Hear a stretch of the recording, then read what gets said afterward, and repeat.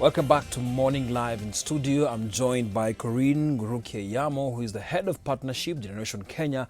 And trust me, they've been doing a good job for quite some time. Maybe most of you didn't know about it, but trust me, you have a D+, you have maybe this grade that you felt like, oh my goodness, I'm dull and dusted. These guys, they take you, they nurture you, they give you some roles, and at the end of the day, you don't have to kind of get shortcuts. They actually just take you through the normal process. At the same time, they prepare you for the world. They prepare you for a potential employer, from even sales, from so many things, and which, of course, we're trying to, even our government, as much as we are trying to maybe get rid of these institutions that are actually the hand based, the kind of you go home knowing that you have acquired a skill. They're doing this on their own. Corinne, good morning. Good morning. Good job you're doing. Thank you. Goodness. We're very proud of it. Our polytechnics died. So many things happened. Look at what you're doing. Like, it's amazing because young girls and women out here, they felt like they're failures, but I believe no one is a failure. No one is a failure. No one is a failure. We totally believe that. Absolutely. As well. Now, how did this idea start? So this, let me just say, we were actually founded by the McKinsey & Company. Okay, so it's out of a research that they did thereabouts 2014. Yeah.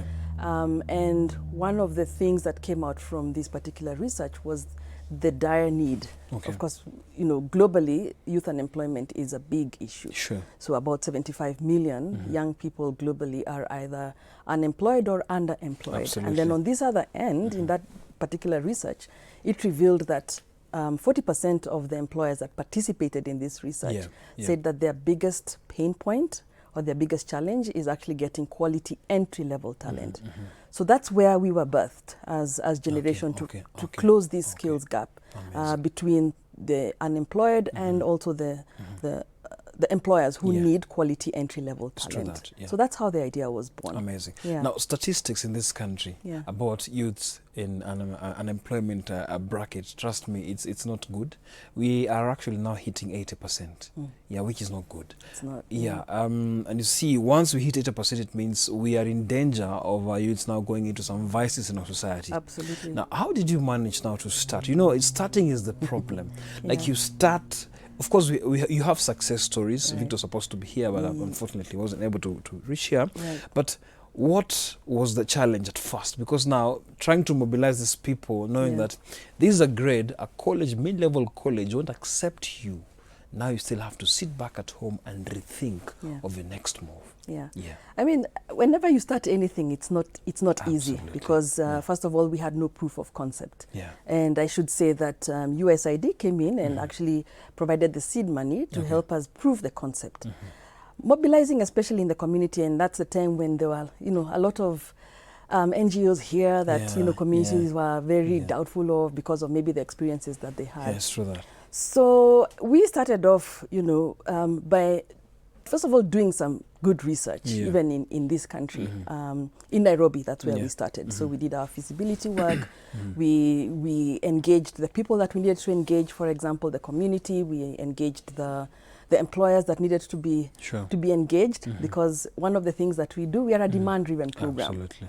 So we don't train until we have confirmed vacancies. So when we had that, then we, you know, communicated that to the community. We started off with a class of 50. Wow. That was way back 4 years ago. Actually, we turned 4 years in May. Oh, wow. So out of a class of 50, you know, we graduated them and we placed them in jobs.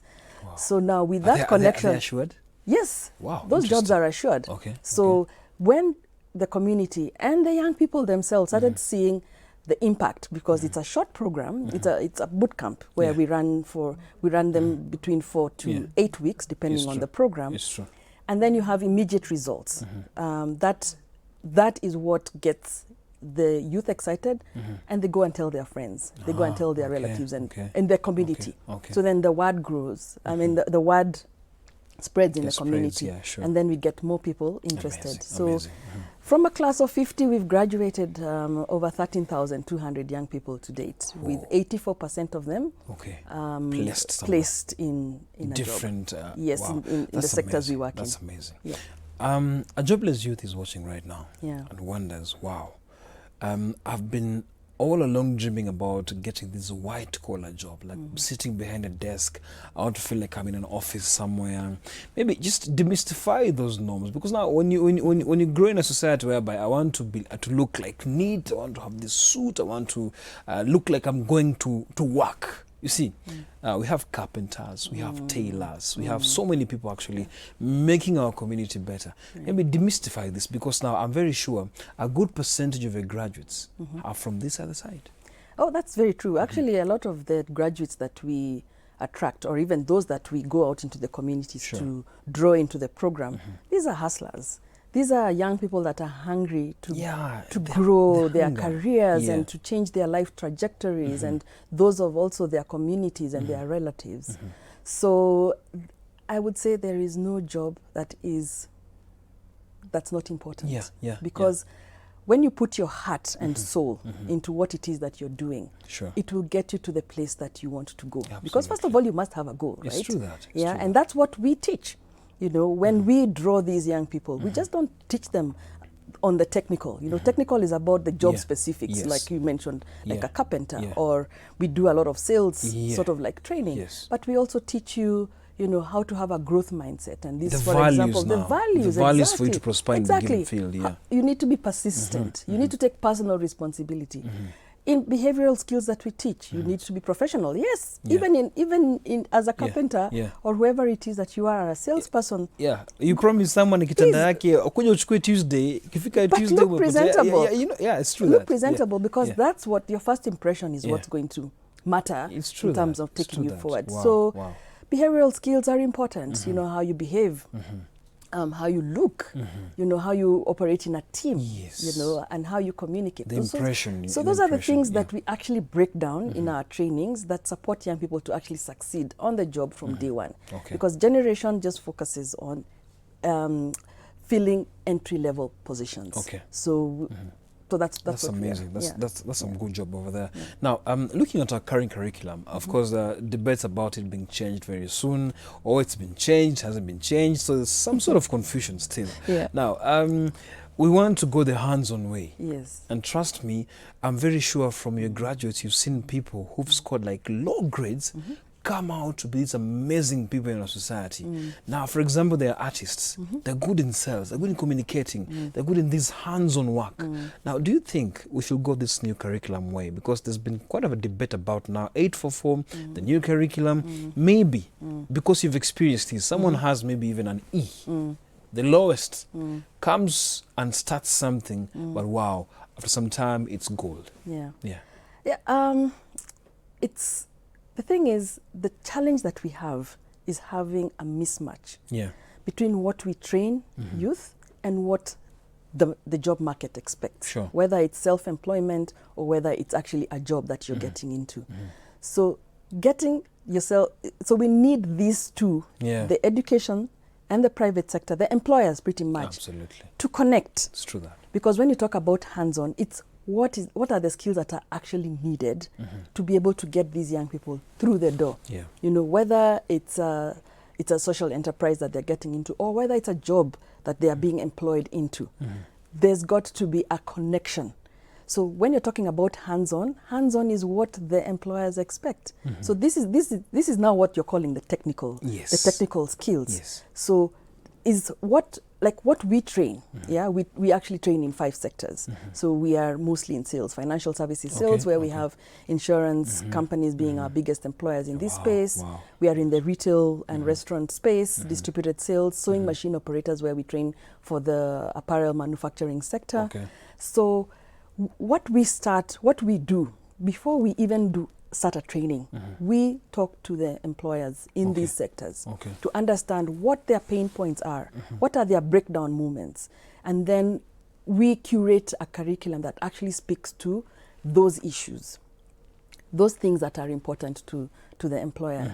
So once we design a curriculum and design the pedagogy, you know, the training methodology, then we train these young people to be able to, you know, and when we do the training, it's actually very, very practical. So when you come to any of our classes, we actually mimic the job the job situation. Okay, So okay, we okay. set the expectations from the very beginning, you know, to these young people that we mobilize from the communities. Okay, okay. So when they're getting into the training, they really understand that this is what the job is going to entail. These are the job expectations. Sure.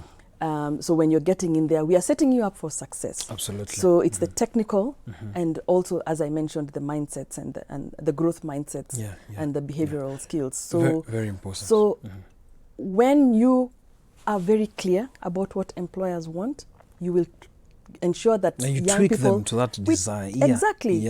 We tweak them and we ensure that the skills that we provide to these young people speak to those jobs so that they can succeed and grow.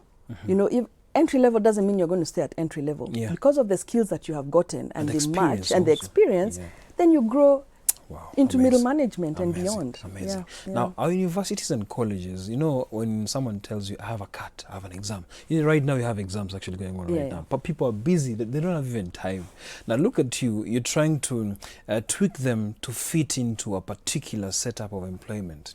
Now, but some other sectors, as far as our learning institutions are concerned, we are being taught to pass exams. We're being taught to have this first class. You get what I mean? To have this good grade, good transcripts. But they're forgetting that at the end of the day, you'll have to fit somewhere. Now, maybe, is this a loophole also in our society as far as now education system is concerned? Because now you are preparing someone to face the employer to now kind of go and meet the demands of the employer. Correct. But now our universities and colleges are training people to pass exams and have these first class honors, second up or whatever. But we're having a problem with now how they settle. When they come out here and they come, for example, internships, and you find a student still being a student. A student is not actually willing to learn. Now, how can you rectify this? First of all, I mean, exams are good because, again... they're good. It's assessing you, actually. They're assessing you because we also do assessment. Absolutely. You know, it's just the different ways of doing assessments. But, you know, as I mentioned, you know, when you're interacting with the people who are actually going to employ these young people, it's important that they are part of that process. So, for example, in our own classes, we have employers coming to speak to the young people, setting up and explaining to them what the job expectations are. Not only what we tell them as the trainers, but also what the employer actually says. So there's a lot of interaction between, you know, our young people, our beneficiaries, and the employers. To an extent where we also do field work with our students, so they actually get the practical experience. So if it's selling insurance, you go out there and sell insurance, and you come back, and then we are going to, you know, to debrief, and we invite employers to be part of that process. So if we can invite employers to be part of the education system, I believe we can go a very long way, because now your young people also start beginning to see what they care about in terms of where do I want to, where do I want to go in terms of my career, because of the exposure I'm getting from what the exchanges I'm having with the employment market. Absolutely. You know? Absolutely. So it's little. They sound like little things, but they're big things, you know, and then nurturing talent, because again, we grew up in a place where, you know, it was, you need to read, you need to pass your exams and get a job. Exams, you know? So my talent was never nurtured. So I didn't know what I was good at until maybe later on in life. But I'm hoping that, you know, with this new curriculum that, you know, we can actually nurture talent. It's talent-based and it's competency-based, because now it's important that we build those competencies from a very young age. Absolutely. And I think that's the direction we are going, and which we can is only it's pray a that good it pioneer works. mirror, because societal mirror, they can borrow something from you. Now, money, when it comes to money, you see pay, that's where most people get it wrong, whereby maybe, for example, you guys, I don't know how you do it, but how do you manage to now tell these graduates that indeed when you go here, trust me, you're learning also. Pay is not so important. Just start with learning, because now these people who kind of refuse jobs because they're graduates, they've been in school for 4 years plus, feel that pay this amount of money, they don't want to take the jobs because it's a peanut. But you see, it's an offer where you can grow up the ranks as time goes by. So how do you now inculcate this idea of money is not so important, just go there and do it? Yeah. So unfortunately, it's something that we have seen even in the media. It's really splashed how money is important. But when we go to the communities, first of all, the young people that we target, these are young people who generally would not have any opportunities to even get into tertiary. So these are young people that are hungry, you know, for any opportunity to help propel them into a career path that would also, you know, improve their livelihoods. So again, the young people that we actually target already have that mindset from the very beginning, you know, because by virtue of where they are. It's true that. So we set, as I said, we set the expectations from the very beginning, where we do reality talks in the community. So those that see an opportunity, starting from an entry level, to them they already visualize, because part of the screening process, because we also have to screen for the right profile that employers are looking for. You can just take anyone. You can just take anyone because not everybody is set to be a salesperson. It's true that. But there are those who actually see the opportunity. I will start at this level, and I see myself being a unit manager. And we've actually had some young people who've actually started as sales agents. Now they're managing a unit. Wow. Yeah. So amazing. Again, it's that hunger that has to come from within. So, and not demeaning any opportunity that you get. And that's my advice to young people. We all started somewhere. It's true. You know, and we grew because we had a hunger to grow. We had a vision of where we had to be. If you have a vision where you want to be, then where you start doesn't really matter, because it's propelling you to where you want to go. Amazing. Now, follow-ups. From your follow-ups, do you think you're happy with what you've seen so far in the different entities now, follow-ups now? Of course, you've mentioned the people who rise up the ranks and become leaders, unit managers and things like those. Are you happy with what you're seeing so far? Oh, absolutely. We have lots of success stories, and that's what gives us reason to wake up every morning and go to work, because we find that, you know, these young people, first of all, started from a place where some of them were not earning a single cent. But after the program, because we place young people at least within 90 days upon graduation, we see them earning 3 to 4 times more than what they were making. So, I mean, what's not to like about that? What's not to be happy about that, you know? And there are, I mean, just recently we saw a few of our graduates already making some big sales in the insurance industry. The targets have been achieved. Their commissions are coming in. They're already in the system. They are getting retainers. Amazing. I mean, it's That's very encouraging. Now, we're taking a short break. When you come back, Corinne will be telling us about how you can join them, how they can actually guide you.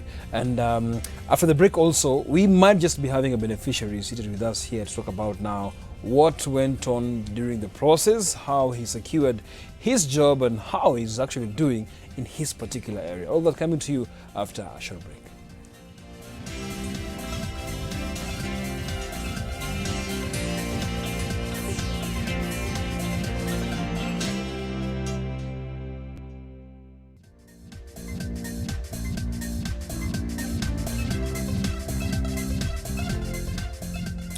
Right, welcome back to Morning Live in studio. As a continuation, I'm joined by, of course, Corinne Nguruki-Yamo, who is the head of partnerships at Generation Kenya. And right now, a beneficiary is in studio, Bwana Peter Ogolla, who went through the whole process and was nurtured and is out here living his own life. He's not regretting, he's happy, making targets. And trust me, this is an amazing, amazing testimonial. Karibu. Thank you. What happened to the traffic, my brother? It was a bit hell. It happens anyway. So as a beneficiary, how did you get to know Generation Kenya? I got to know about Generation Kenya on a social media platform through a WhatsApp group that I was in. So I got the contacts from there. I did a call, then spoke to, there's a guy who is in charge, Anito Lawi. Then Lawi connected me through. So I began my classes, the training for the 5 weeks. And then after the 5 weeks, I got an opportunity to have an interview with an employer. Yes. Amazing. Now, look at 5 weeks. and then people are ripe to go face an employer. Absolutely. Interesting. Now, for 5 weeks, are you confident always that for 5 weeks you are kind of ready to now send this specific person to face an employer? Absolutely, because our curriculum and the way we deliver has been informed by the employer. So we focus on what matters the most. It's true that. So it's very practical, as I mentioned. So you will not find, you will not come to our class and find people just listening to a lecture and writing notes. Ah, okay. It's completely practical. So we have case studies, we have role plays, we have field sessions, we have, you know, debrief sessions, you know, and mentorship.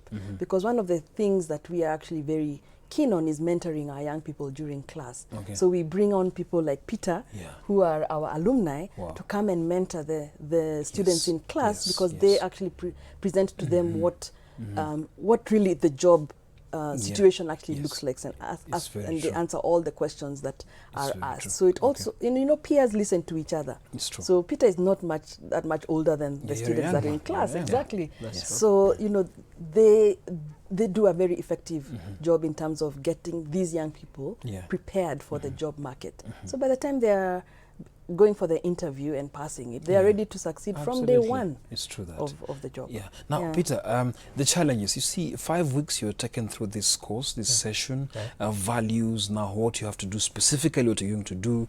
And I'm very sure the training environment plus the job environment is very different. There's some sort of culture shock during the early days. Maybe you can tell us your experience.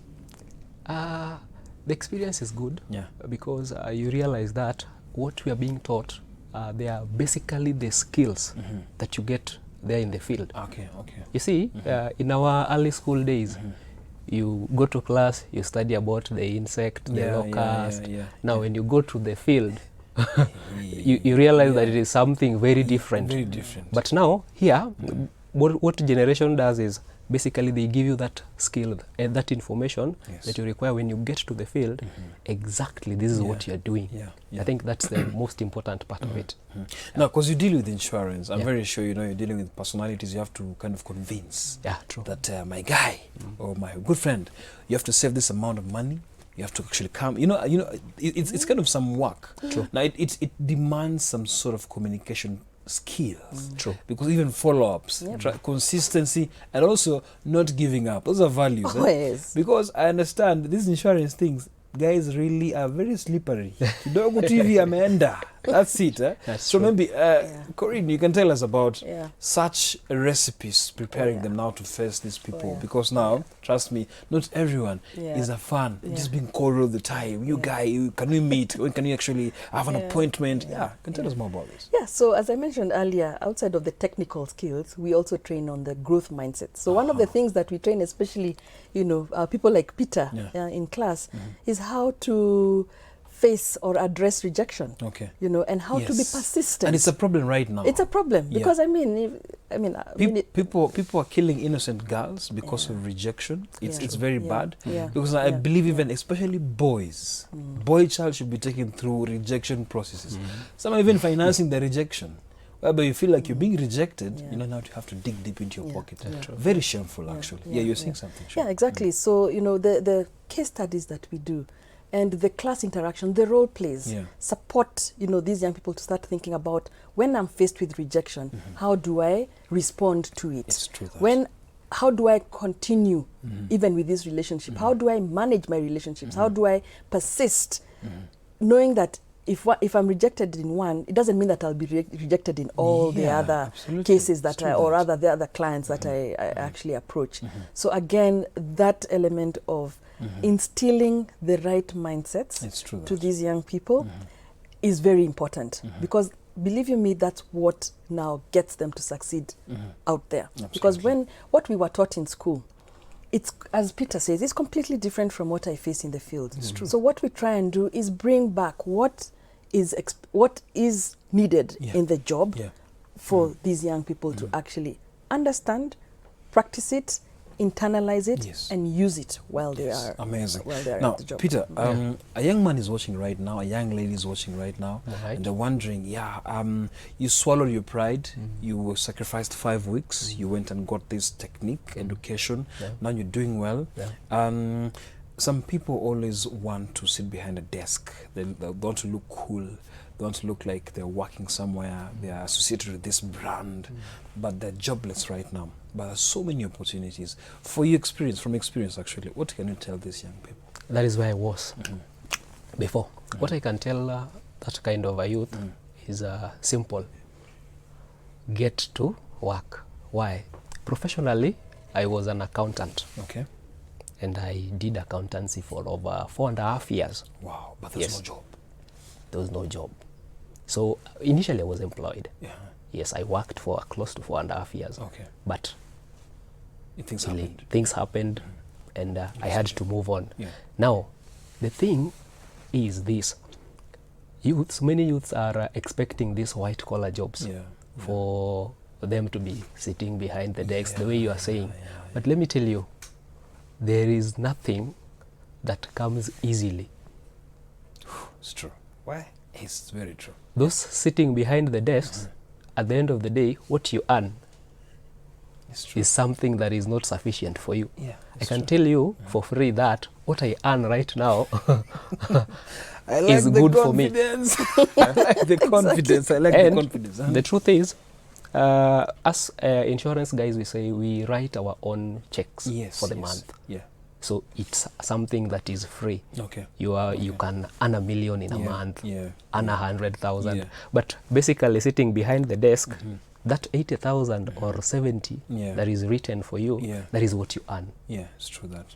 All days, every year, every time, every day. Interesting. Yeah. So that's powerful. But apart from sales and other maybe careers, maybe you mentioned some other careers. How are they doing actually in terms of the technicalities and also the hands-on careers actually? Okay, so so outside of the insurance, so we are in the retail sector as well. So we prepare young people to be excellent customer service providers in their own space, whether they are a shop stockist or whether they are a shop attendant or whether they're a cashier or a waiter.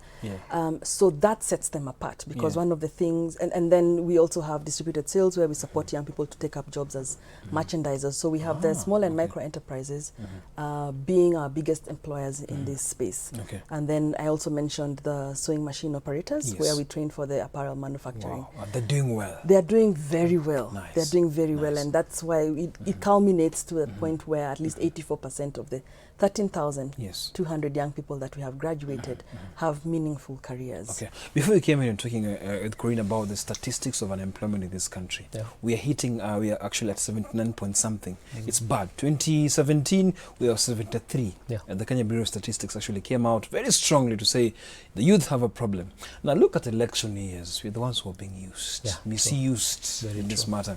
Now, for you as a young man, what values have you developed in now trying to even convince other young people that you're part of a statistic and please, you are good at what you can do, and please don't inculcate ego in your for example, your hustle.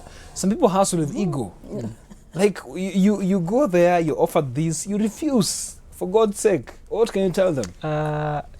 When I joined the insurance industry, there's a guy who talked about something very serious.